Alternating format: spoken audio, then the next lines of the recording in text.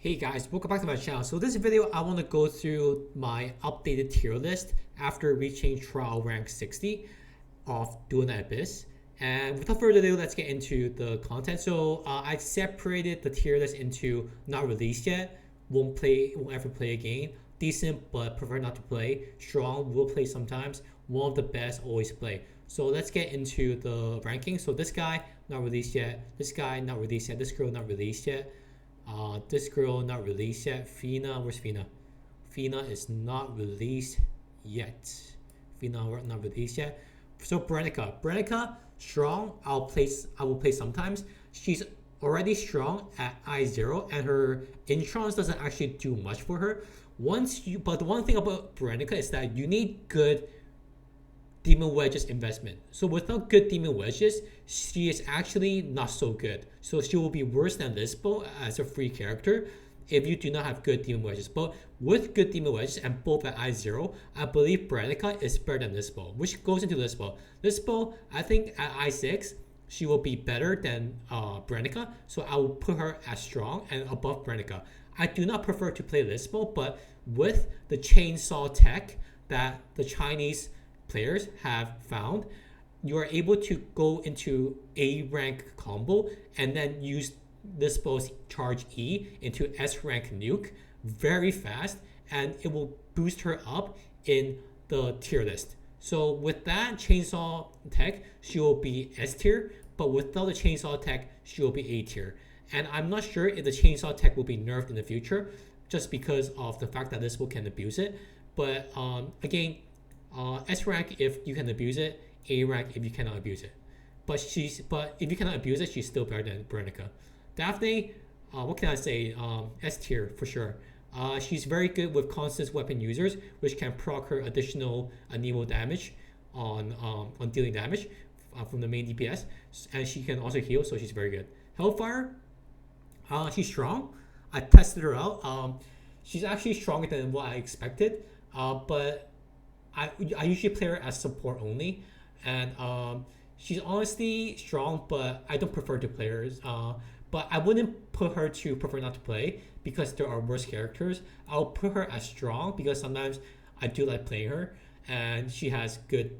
She has pretty good design, I think. So I'll put her as strong. Will play sometimes, but not the strongest. So I put her below Brenica. So Nadine Niffle at I0. I won't ever play her again. At I6, I believe she is at S rank, like S rank in the tier list because of the clips that I see. But as a I0, definitely won't play her again. So Lin, one of the best. I will always play her. She's especially good at level 80. She's OP at level 80. Especially at I6. So there's nothing much to say about Lin. I already covered her gameplay already. I really like playing her. Margie, decent, but prefer not to play her. It's a very easy ranking for me. Her attack percentage boost is actually not that important because once you reach high trial rank, like 55, 60, 65, you get an insane amount of attack percentage boost just from leveling up your trial rank. So Margie's attack percentage boost is actually not that important, and it's only 85%. So, and she doesn't do that much damage. So I'll put her at decent. Outsider, decent, but I prefer not to play him. He does good single target damage, but in AoE he suffers a lot. And in the theater that he's showed in right now, you need a lot more effort to play him to clear the content than say Psyche, Lin, or let me see, or even Truffle, I think. But Outsider might be better than Truffle, but with the options we have available, which are Lin and Psyche, he really lags behind. Obviously, for boss fights, he shreds, but for AoE, he doesn't perform well. Fantasio, I would actually put him above Lin. He is actually, I believe, at I6, way better than Psyche. And at trial rank 60, you can infinitely farm him, so you can definitely I6 him. But at I6, I think he is currently top 2 DPS in the entire game. Even at I1, he is better than a I0 Psyche.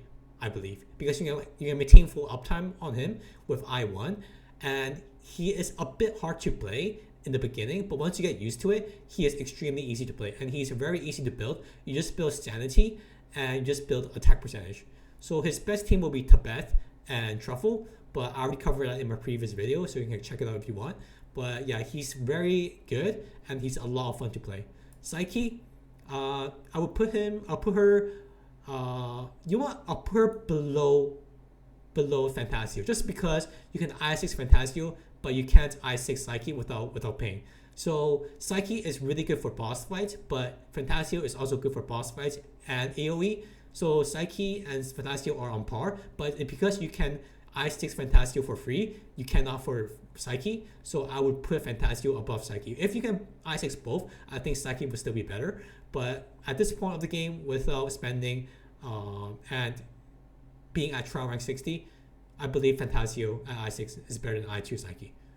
Randy won't ever play again. He scales with defense and buffs defense, but we don't have any defense scaling characters, so I never play him, and I really dislike playing him.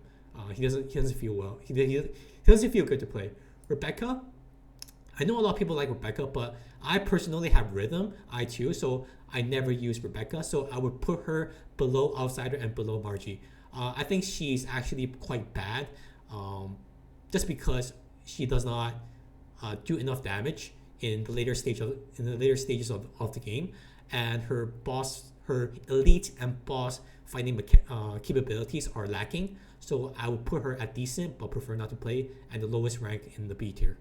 Rhythm, I would put her above all the other characters, so even above Fantasio. So even at I2, just having this character, you can basically steamroll all AoE content, and for single target, if the content is not that difficult like Theater, she can also breeze through the content at level 80.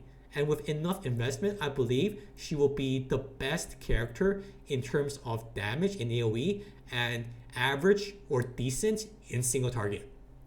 Like what I mean by decent builds good builds are Golden Wedges and also I6 and level 80.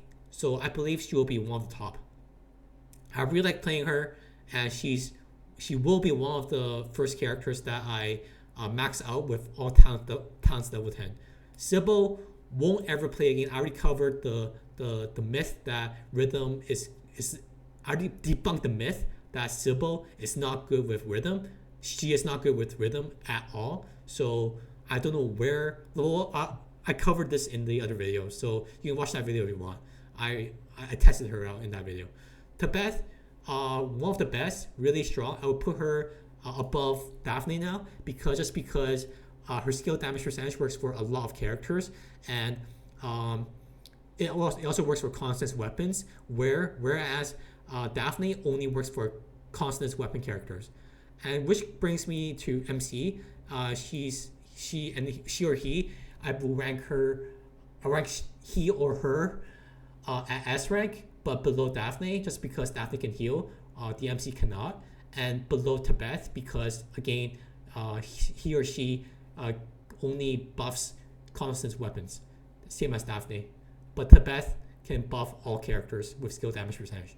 Truffle, I would rate her above Tibet because she buffs damage percentage by a lot and can heal, and buffs even more than Tibet.